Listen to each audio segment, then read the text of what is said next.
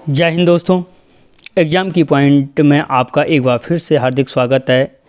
दोस्तों, उत्तराखंड की महान विभूतियों के नाम से यहाँ पे ये सीरीज चल रही है।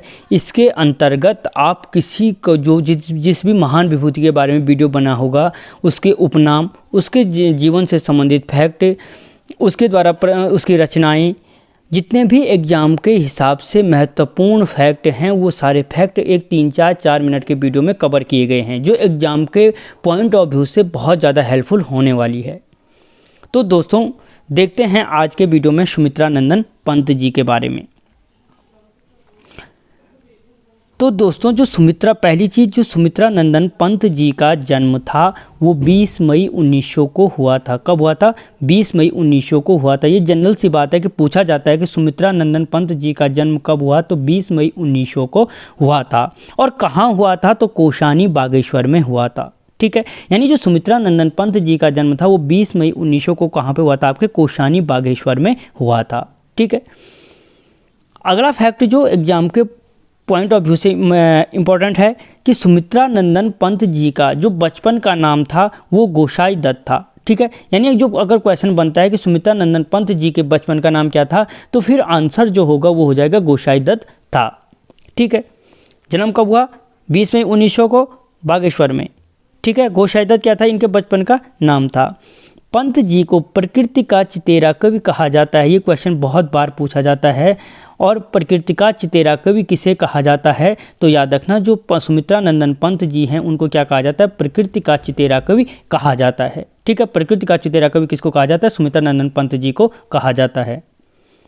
अगला क्वेश्चन, यहाँ पे जो अगला फैक्ट है, सुमित्रा नंदन पंत जी के पिता का नाम गंगदत्त पंत की 8वीं संतान थी। यानी जो सुमित्रा नंदन पंत जी थे वो, उनके पिता का नाम क्या था? गंगदत्त पंत था। और वो अपने पिता की क्या थी? 8वीं संतान थी।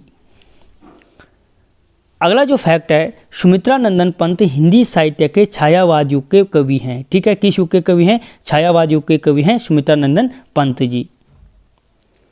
पंत जी को हिंदी साहित्य का प्रथम ज्ञानपीठ पुरस्कार 1968 में चिदम्बरा के लिए मिला था।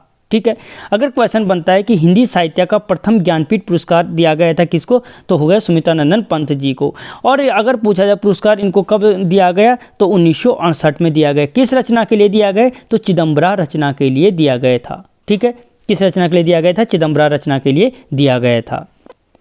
अगला जो फैक्ट है, सुमित्रा नंदन पंत जी के नाम पर डाक टिकट 2015 में जारी किए गए। ठीक है, अलग अलग पूछता है कि कुमाऊं राइफल पे, गढ़वाल राइफल पे या किसी भी व्यक्ति पे डाक टिकट कब जारी किए गए, ये महत्वपूर्ण टॉपिक है। तो याद रखना, जो सुमित्रा नंदन पंत जी के नाम पे जो डाक टिकट जारी किए गए थे वो 2015 में जारी किए गए थे। ठीक है, याद रखना 2015 में जारी किए गए थे। अगला जो फैक्ट है, पंत जी के परामर्श पर ही ऑल इंडिया रेडियो का नाम आकाशवाणी रखा गया था। यानी अगर क्वेश्चन बनता है कि ऑल इंडिया रेडियो का नाम आकाशवाणी किसके आग्रह पर रखा गया था, तो सुमित्रा नंदन पंत जी के सुझाव पर रखा गया था। अगला जो फैक्ट है, पंत जी को 1960 में कला व बूढ़ा चांद रचना के लिए साहित्य अकादमी पुरस्कार मिला था। यानी अगर पूछा जाता है कि साहित्य अकादमी, पंत जी को साहित्य अकादमी पुरस्कार कब दिया गया था, तो 1960 में दिया गया था। और किस रचना के लिए दिया गया था? तो कला व बूढ़ा चांद रचना के लिए दिया गया था। किस रचना के लिए दिया गया था? कला और बूढ़ा चांद रचना के लिए दिया गया था साहित्य अकादमी पुरस्कार। अगला जो फैक्ट है, 1961 में पंत जी को पद्म भूषण पुरस्कार से सम्मानित किया गया। जो 1961 में पंत जी को क्या किया गया? पद्म भूषण पुरस्कार से सम्मानित किया गया। अगर क्वेश्चन बनता है कि पंत जी को पद्म भूषण पुरस्कार से कब सम्मानित किया गया, तो 1961 में किया गया। ठीक है, पद्म भूषण पुरस्कार से सम्मानित कब किया गया? 1961 में किया गया था। ठीक है, अगला जो फैक्ट है, पंत जी का 1964 में विशाल महाकाव्य लोकायतन का प्रकाशन हुआ। ठीक है, यानी विशाल महाकाव्य लोकायतन का प्रकाशन कब हुआ? 1964 में। इसके लिए इन्हें सोवियत नेहरू शांति पुरस्कार दिया गया। यानी अगर क्वेश्चन बनता है कि पंत जी को सोवियत नेहरू शांति पुरस्कार कब दिया गया, तो 1964 में दिया गया। किसके लिए दिया गया? महाकाव्य लोकायतन के लिए। ठीक है, विषय। अगला जो फैक्ट है, पंत जी की छायावादी काव्य रचनाओं में, जो पंत जी की जो प्रमुख छायावादी काव्य रचनाएं हैं उनमें प्रमुख है वीणा, ग्रंथि, पल्लव, गुंजन, ज्योत्सना। ठीक है, पूछ देगा उनको पंत जी की रचनाओं में इनमें से छायावादी रचनाएं कौन सी नहीं है। तो जो प्रमुख छायावादी रचनाओं की जो छाप है वो वीणा में, ग्रंथि में, पल्लव में, गुंजन में या ज्योत्सना में देखने को मिलती है। और यहाँ से आप पंत जी की रचनाओं को भी याद कर सकते हो।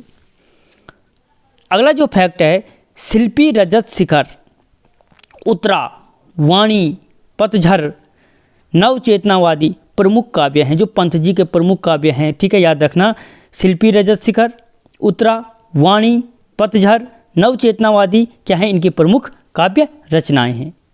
तो दोस्तों, जो एग्जाम के हिसाब से महत्वपूर्ण फैक्ट थे वो हमने इस वीडियो में कवर की। आपको कैसा लगा मुझे कमेंट बॉक्स में बताना। मिलता हूं अगले वीडियो में, तब तक जय हिंद।